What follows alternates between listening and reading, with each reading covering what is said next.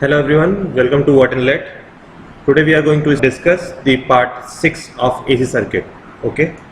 So moving to the first question, what is the series resonance condition? ठीक है, आप जानते हैं अगर हम सीरीज रेजोनेंस की बात कर रहे हैं तो बेसिकली हम बात कर रहे हैं किस सर्किट की। एक रेजिस्टेंस होगा, एक इंडक्टर होगा, एक कैपेसिटर होगा, तीनों क्या होंगे, सीरीज में होंगे। उसमें एक वोल्टेज सोर्स लगा होगा, AC वोल्टेज सोर्स। ठीक है, ये मान लीजिए R है, this is L, this is C। ठीक है, ये आपका वोल्टेज है, इसमें मान लीजिए करंट जो जा रही है वो I है। ठीक है, तो यहाँ पर आप देखते हैं कि अगर सीरीज रेजोनेंस की कंडीशन है, ठीक है, तो रेजोनेंस कंडीशन क्या होती है, पहले इसको जान लेते हैं। रेजोनेंस वर्ड आया है यहाँ पर। रेजोनेंस क्या होता है, जब करंट क्या हो आपकी, जो टोटल करंट है, current in phase with voltage हो। ठीक है, इन फेज विद वोल्टेज हो। इसका मतलब क्या होता है, ऐसा तब होता है जब ये सर्किट क्या हो जाए, आपकी प्योरली रेजिस्टिव सर्किट हो जाए। ऐसा तभी होता है जब ये क्या हो जाए, प्योरली रेजिस्टिव सर्किट की तरह बिहेव करे। ठीक है, ऐसा कब होगा, जब सर्किट में XL किसके बराबर हो जाए, XC के बराबर हो जाए। तो उस टाइम पे क्या होगा, जरा देखिए, अगर हम इसका फेजर बनाएं तो देखिए VR कहाँ बनेगा। मान लीजिए करंट हम लेते हैं रेफरेंस, क्योंकि करंट क्या है, तीनों में सेम। ये मान लीजिए VR है। ठीक है, आपने अगर सब्जेक्टिव वीडियो देखे होंगे तो आप इसको आराम से बना सकते हैं। यहाँ VC होगा और करंट से VL जो होता है वो 90 डिग्री लीड करता है। तो देखिए इस सर्किट के प्योरली रेजिस्टिव होने के लिए, ठीक है, इसका मतलब अगर आपको प्योरली रेजिस्टिव होना है तो VL और VC को बराबर होना चाहिए। ठीक है, VL इक्वल टू VC होना चाहिए। VL की वैल्यू पुट कर दीजिए I इंटू XL, VC की वैल्यू पुट कर दीजिए I into XC, I cancel कर दीजिए तो आपको क्या मिलता है, XL इक्वल्स टू XC। इसका आंसर क्या हो जाएगा आपका, C part. The next question is what is the value of impedance at resonance.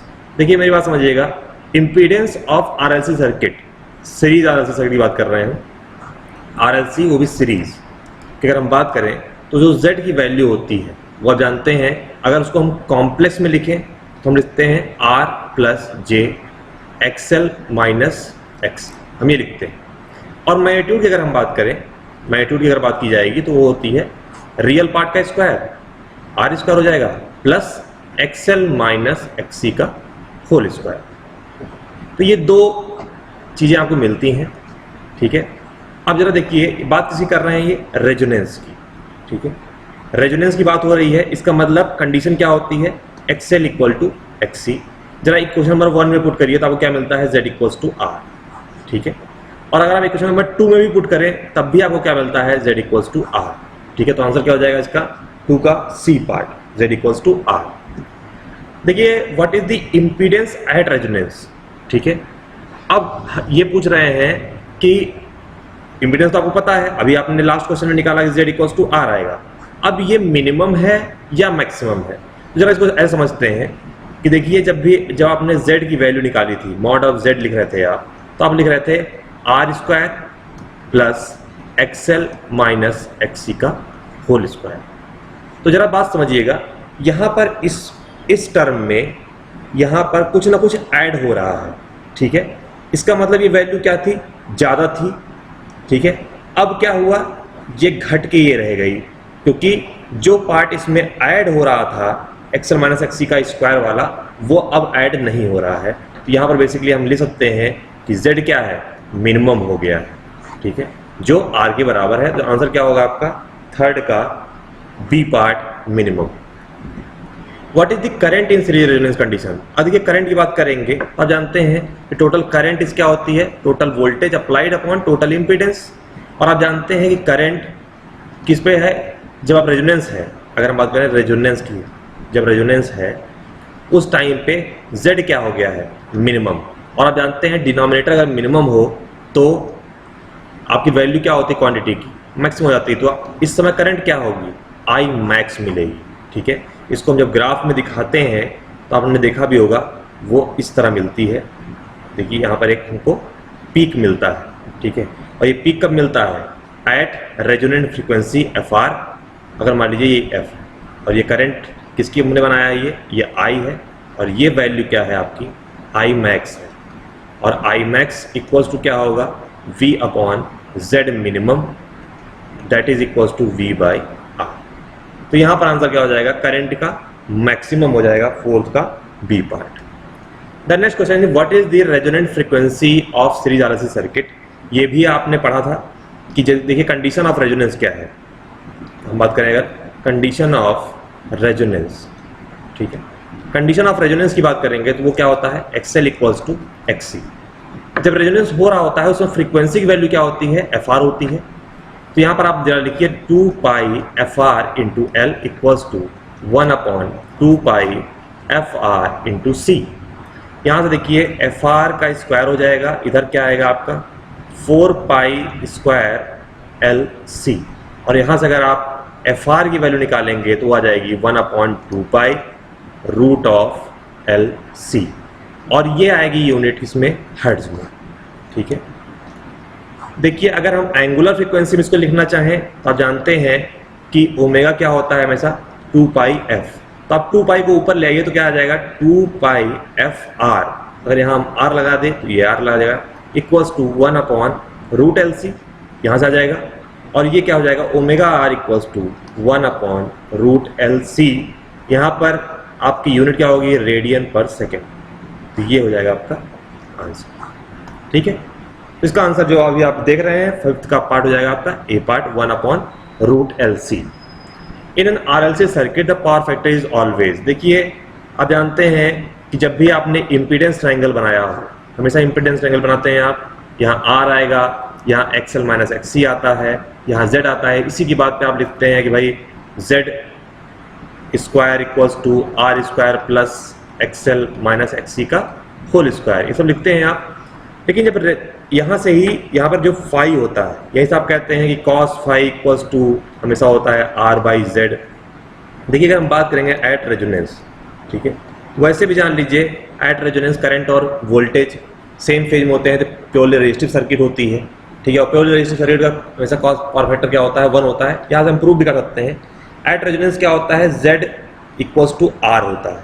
तो कॉस फाई जरा वैल्यू देख लीजिए, R बाई R पुट कर देंगे Z की जगह पे तो कितना आएगा 1। इसका मतलब यूनिटी पावर फैक्टर होता है, ठीक है। ये बात है किसकी, रेजोनेंस की, ठीक है। बाकी टाइम पे जरा सोचिए, बाकी टाइम की अगर हम बात करें तो कॉस फाई इक्वल्स टू होगा R अपॉन, यहाँ Z की वैल्यू पुट कर दीजिए तो क्या आएगा R square plus XL minus XC का होल स्क्वायर। अब देखिए ये कंडीशन कब थी, जब XL इक्वल टू XC था, मान लीजिए ये कंडीशन ये है। दूसरी कंडीशन क्या हो सकती है, जब XL ग्रेटर देन XC हो, तब आपका पावर फैक्टर क्या होगा, आप देखेंगे यहाँ पे पॉजिटिव आएगा। तीसरी कंडीशन क्या हो सकती है, जब XL लेस देन XC हो, समझ रहे हैं आप। तो इस तरह से डिपेंड किस पे करता है, ये सर्किट पे डिपेंड करता है, इसलिए इसका जो आंसर होगा वो होगा C part, depend on the circuit. ध्यान रखिएगा ये बहुत इंपॉर्टेंट पार्ट है फर्स्ट वाला, कि रेजोनेंस के टाइम पर पावर फैक्टर क्या होता है, इसलिए मैंने यहाँ पर इसको एड्रेस किया हुआ है कि यूनिटी पावर फैक्टर आंसर हुआ। The next question is in an RLC series phasor we start drawing the phasor from which quantity, ठीक है। तो ये चीज़ आप याद रखिएगा, मैंने आपको बताया था सब्जेक्टिव में भी कि जो क्वांटिटी, ठीक है, जो भी क्वांटिटी की अगर हम बात करें, quantity that is common, quantity that is common to all the components, जो सब में सेम हो जाए, ठीक है, उसी को हम क्या ले लेते हैं एज अ रेफरेंस, ठीक है। तो यहां अगर हम बात करें तो हम बेसिकली किसकी बात कर रहे हैं, सीरीज RLC सर्किट की। अगर हम RLC सर्किट की बात कर रहे हैं तो ये देखिए जरा, इसमें आप देखेंगे यहाँ से हमने वोल्टेज अप्लाई किया, देखिए इसमें एक ही क्वांटिटी है करंट, देखिए I, वो R में भी I ही जाता है, L में भी I ही जाएगा, C में भी I ही जाएगा। तो इसका यहाँ पर आंसर क्या हो जाएगा आपका करंट। याद रखिएगा इन सीरीज सर्किट, जब भी हम सीरीज की बात करेंगे तो करंट एज अ रेफरेंस होता है, जब भी हम पैरेलल सर्किट की बात करते हैं तो वोल्टेज एज अ रेफरेंस होता है। ये चीज़ याद रखेंगे, इससे ही आपका काम हो जाएगा, ठीक है। तो ये बहुत इंपॉर्टेंट रिजल्ट है, इस पर थोड़ा सा ध्यान रखें। The next question is what is the correct expression for the phase angle in an RLC series circuit. तो देखिए इसके लिए तो मैंने आपको बताया भी था कि जब भी हम इम्पीडेंस ट्रायंगल बनाते हैं, ठीक है, इम्पीडेंस ट्रायंगल अगर आप बनाएं, ठीक, तो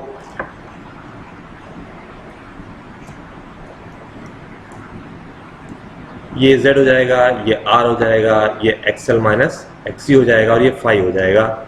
तो यहाँ जब आप निकालते हैं तो tan फाई की वैल्यू क्या आती है, XL माइनस XC, यानी परपेंडिकुलर बाई बेस आती है। देखिए अगर ये RL सर्किट होती तो यहाँ पर XL होता, अगर RC सर्किट होती तो यहाँ पे केवल XC होता, ठीक है। तो यहाँ से आप ध्यान रखेंगे, तो यहाँ जब आप वैल्यू निकालेंगे तो फाई की वैल्यू क्या आएगी, tan inverse XL minus XC upon R, ठीक है।